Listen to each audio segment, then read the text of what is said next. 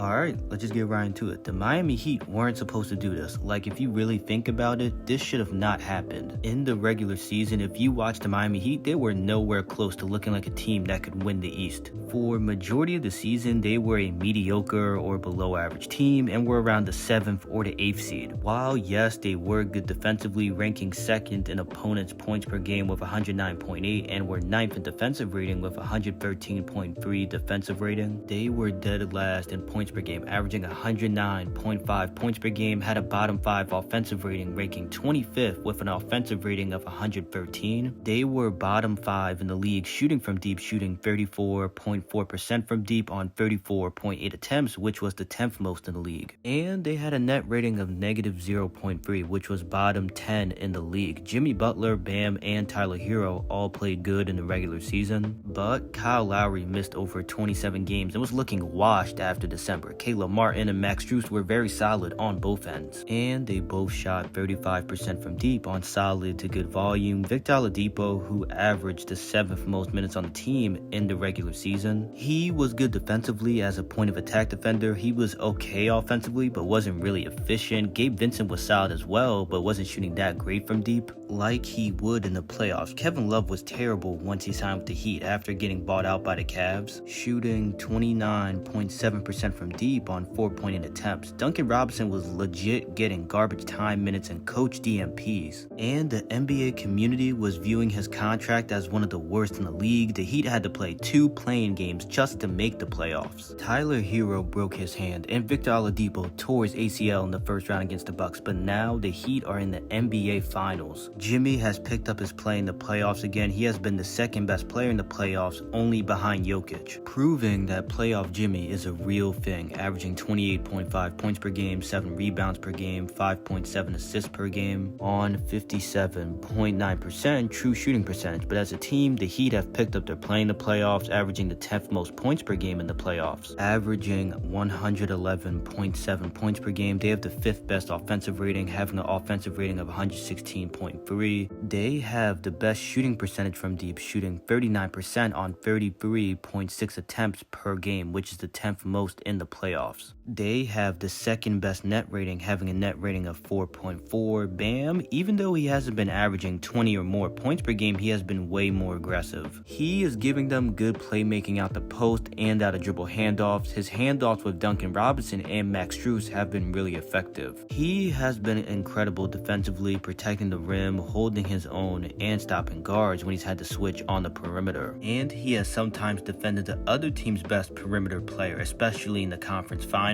The Heat would put him on Jason Tatum and Jaylen Brown for some possessions, and he would hold his own. The Heat supporting cast has been the definition of stepping up. Gabe Vincent, who came off the bench for most of the season, has started every game of the playoffs he has played in, playing the 3rd most minutes per game on the team, averaging 13.1 points per game, 3.9 assists per game, shooting 39% from deep on 6.2 attempts per game. Caleb Martin, who actually deserved to win Eastern Conference Finals MVP, is averaging 14.1 points per game, shooting 43.8% from deep on 4.9 attempts per game, while providing versatility defensively, being able to guard positions 1 through 4. Max Strus is averaging 10.3 points per game, shooting 35.9% from deep on 5.7 attempts per game, while being a solid to good point of attack defender. There was a crazy stat I saw before Game 4 of the Heat vs Celtics series. Strus, Caleb Martin, Bam, and Jimmy Butler played 177 possessions together. In those possessions, they had an offensive rating of 127.7 and a defensive rating of 86.2, which is a net rating of plus 41.5, which is insane. Kyle Lowry has been solid off the bench, doing a little bit of everything and the small things that don't show up on the stat sheet. He is capable of randomly going off for 15 to 18 points in a game. He is averaging 8.8 points per game, 4.3 assists per game, shooting 35.5% from deep on 3.4 attempts per game. Duncan Robinson is having a resurgence these playoffs, averaging 9.3 points per game, shooting the lights out from deep, shooting 44.6% from deep on 5.1 attempts per game. Kevin Love went from trash to being solid, with him averaging 6.9 points per game, shooting 36.8% from deep on 4.3 attempts. Shout out to Eric Spoelstra, who has been having a coaching masterclass in these playoffs, and it looks like Jimmy Butler was right.